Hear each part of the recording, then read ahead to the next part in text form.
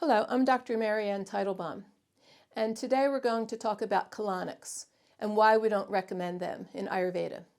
Now, colonics are a way of flushing large amounts of water and possibly other substances like herbs or coffee through the colon. 15 to 20 gallons of water are flushed through the 5 feet of the colon during a colonic, and the process can evacuate the equivalent of 15 to 16 bowel movements. Proponents of this type of bowel cleansing say that toxins from the GI tract can cause a wide variety of health problems, and that removing these toxins will boost your energy and enhance your overall health. Now, while it may be true that toxins are at the root of most disease processes, in Ayurveda we have very specific and time-tested ways of removing these toxins without the side effects that a colonic might bring. The problem is that the Western world doesn't have a long-standing tradition of holistic medicine. So many times mistakes could be made as we develop this system from scratch without the advice of our wise ancestors. So we might haphazardly think up diets which might come and go, or various types of fads regarding the supplements we take for all of our ailments. And at times we might develop incorrect ideas of how to remove toxins from the body. This is why it's so good to study Ayurveda, a tradition over 5,000 years old, one of the most ancient and time-tested healthcare systems in the world. All the important issues like proper diet, daily routine, and detoxification procedures were meticulously handed down through the ages, with extreme detail paid to every aspect of our healthcare. Many of the dietary recommendations, supplements, and detox procedures that we think up here in the West have not been developed according to the deep perspective that the ancients made available to us. Let's take a look at how this might apply to administering colonics in our efforts to detoxify the body. First, you need to know a deeper theory of what exactly it is you're doing when you cleanse. There are 4 types of toxins, each of which need to be removed in a different way. And as we cleanse, we don't want to throw another area out of balance. Which brings us to the use of colonics. Now, while it might sound enticing to want to yank those nasty toxins out of the colon as quickly as you can, you should first understand and then honor the body's various processes so that you can intelligently scrub these toxins out carefully and systematically. Now, first of all, the colon is where Apana Vata resides. Vata controls the movement of things throughout the body, like the movement of blood through the vascular system, or the movement of thoughts in the mind. This subdosha or subsection of Vata, known as Apana Vata, controls the downward flow of food throughout the body, and it's also responsible for pulling the menstrual fluid down and out, as well as babies during labor and delivery. I just wonder if the people who developed colonics are aware of this downward movement and understand what might happen if we flush the colon with such harsh purgation. What will that do to Apana Vata's normal movements? What side effects might result when we go in and disturb the Apana in such a strong way? The other problem we don't understand is what happens to the delicate layer of ogis, which lines the intestinal wall. We don't even know what the word ogis means here in the West, so of course we couldn't understand what might happen if we flush the colon to this extent. Now, ogis is the slightly unctuous or slightly oily compound, which is what keeps us alive. It's the connecting factor between the inner body and the outer environment. Ogis provides us with a peaceful yet powerful energy to give us immunity to diseases and great strength our whole lives.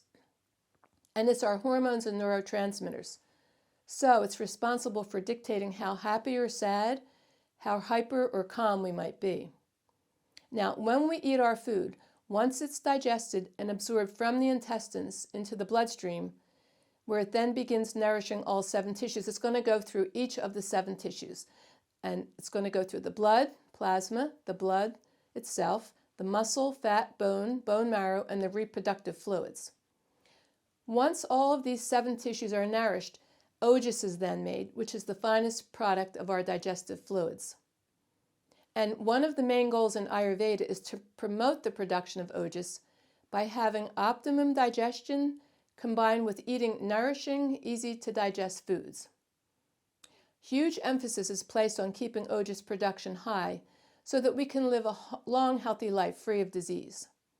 Now, various factors can deplete Ojas over our lifetime, like if we're overworking or over-exercising, anger, grief, emotional trauma, working beyond our body's ability, staying up late, or maybe a depleted diet, overuse of the mind, too much blood loss or dehydration, too much sexual activity, physical trauma, skipping meals, and improper fasting. And here's one other thing that can seriously deplete our Ojas: colonics.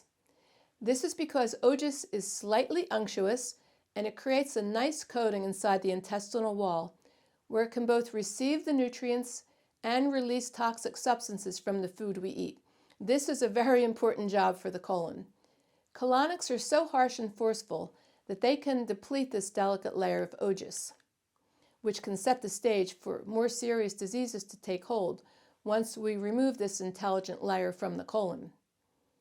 A large part of Ayurvedic medicine is in fact involved with proper cleansing on a daily basis, weekly, monthly, seasonal, and every year we put most of our patients on their spring and fall cleanses, watching them closely so that their channels are well lubricated and they can handle the toxins as they come out into the bowel movement, urine, and the sweat.